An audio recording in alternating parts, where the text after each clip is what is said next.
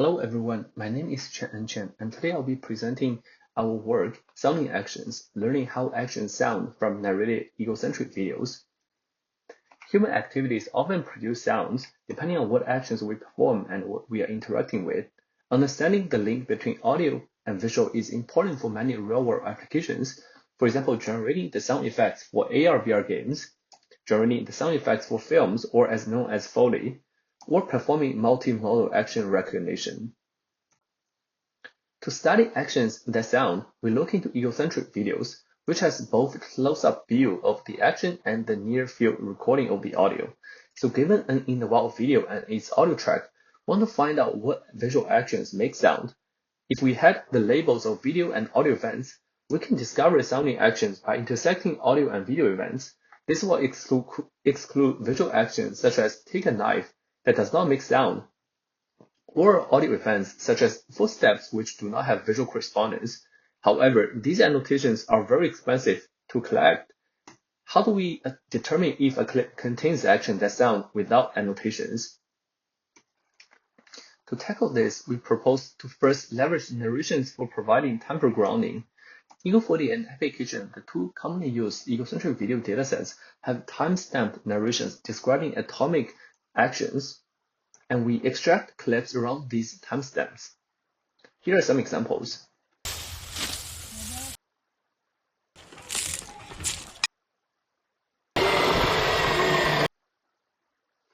However, not all narrated actions such as holding or swinging make sound, and also non-action sound may also be correlated with on-screen objects such as traffic or wind noise. To learn audio-visual correspondence about actions, we further leverage narrations to provide semantic grounding, and we want to see the semantic agreement between audio, video, and language.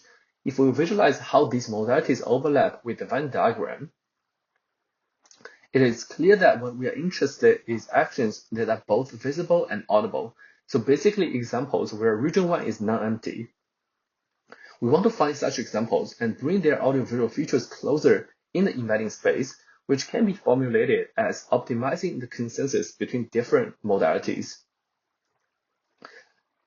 So we first define a modality as the anchor modality A. Given sample T, the normalized embedding E, and modality I from 1 to n, we first compute the similarity score of all modalities with respect to the anchor modality, and the consensus score is defined as the minimum of all pairwise similarity scores with respect to the anchor modality. K here is modality-specific scaling function. The consensus score is high if and only if all pairwise scores are high, and it is low if there exists at least one modality that does not agree with the anchor modality.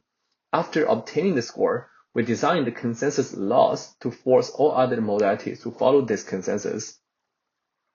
In addition, we use a standard contrastive loss that treats modalities from other samples as negative and modalities from the same sample as positive.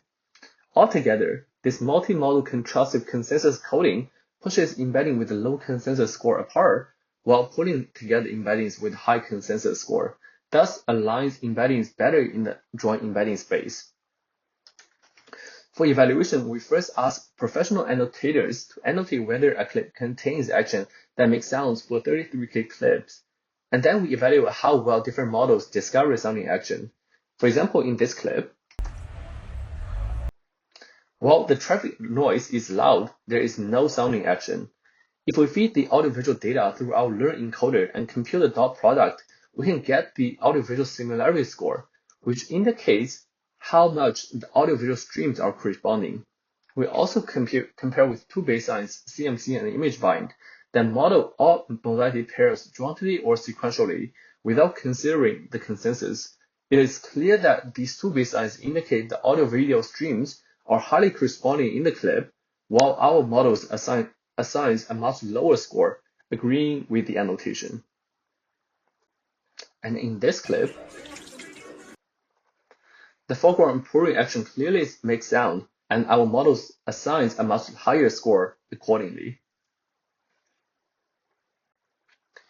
We compute the ROC and PDAR scores for all examples in the test set and show that we outperform both bimodal and trimodal losses We also did ablations to validate the importance of both the contrastive and consensus losses.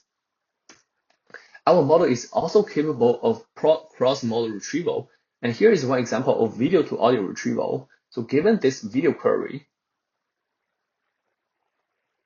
here is our retrieved audio, which goes well with the video query. And here are the reference narrations. Here is another example.